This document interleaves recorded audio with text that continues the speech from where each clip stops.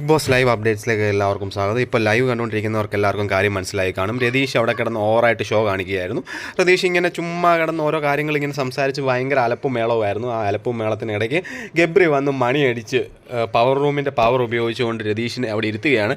ഇരുത്തി കഴിഞ്ഞിട്ട് ശ്രീലേഖ രതീഷിന് പണി കൊടുക്കുകയാണ്. രതീഷിന് കൊടുക്കുന്ന 8ൻ്റെ പണിയെന്ന് പറയാം. രതീഷിനെ റൂമിൽ നിന്ന് പുറത്താവുകയാണ്. ഇനി ബിഗ് ബോസ് ഹൗസിൽ രതീഷിന് സ്വന്തം റൂം ഉപയോഗിക്കാൻ പറ്റാത്ത സാഹചര്യമാണ്. അതായത് ബാഗും കെട്ടിയും കിടക്കയും എടുത്ത് ഇന്നലെ രതീഷ് പോയിരുന്നത് എവിടെയാണോ ആ സോഫയിൽ പോയിരുന്നു ഓൾലാൻ പവർ ഹൗസിൻ്റെ പവർ ഉപയോഗിച്ചുകൊണ്ട് ശ്രീലേഖ പറയുന്നു. അവസാനം ബാക്കിയുള്ളവരെല്ലാം അവിടെ മീറ്റിംഗ് കൂടിക്കൊണ്ടിരിക്കുകയാണ്.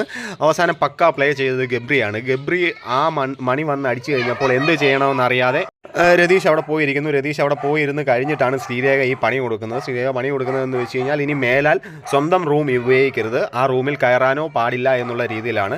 രതീഷ് ഷോ കാണിച്ചുകൊണ്ടിരുന്ന സമയത്ത് ഒട്ടും പ്രതീക്ഷിക്കാത്ത പണിയാണ്. അവസാനം രതീഷിൻ്റെ റൂമിലെ രതീഷ് ബിഗ് ബോസ് ഹൗസിൽ നിന്ന് പുറത്താവാൻ പോകുന്നേ ഇങ്ങനെ ഷോ കാണിച്ചുകൊണ്ട് കുക്കുരു കുറുക്കനെന്നൊക്കെ പാടി എല്ലാവരെയും വെറുപ്പിച്ചുകൊണ്ട് അവിടുന്ന് രതീഷ് നേരെ പുറത്തേക്ക്, അതായത് സോഫയിലേക്ക് വെളിയിലേക്ക് പോകുന്നതായിട്ടാണ് കാണാൻ സാധിക്കുന്നത്. പക്ക മൂവ്മെൻ്റ് ആയിരുന്നു. ഇനി രതീഷിന് അവിടെ വോയിസ് ഇല്ലാത്ത സാഹചര്യത്തിൽ രതീഷിനെ പൂട്ടിയതായിട്ട് നമുക്ക് കാണാൻ സാധിക്കുന്നുണ്ട്. എന്തായാലും രതീഷിൻ്റെ ഷോ കുറഞ്ഞതായിട്ട് നമുക്ക് ഈ ഒരൊറ്റ ലൈവിലൂടെ കണ്ടപ്പോൾ മനസ്സിലായി. എന്തായാലും ബാക്കി വരുന്ന ലൈവുകൾ ഞാൻ അപ്ഡേറ്റ് ചെയ്യുന്നതായിരിക്കും.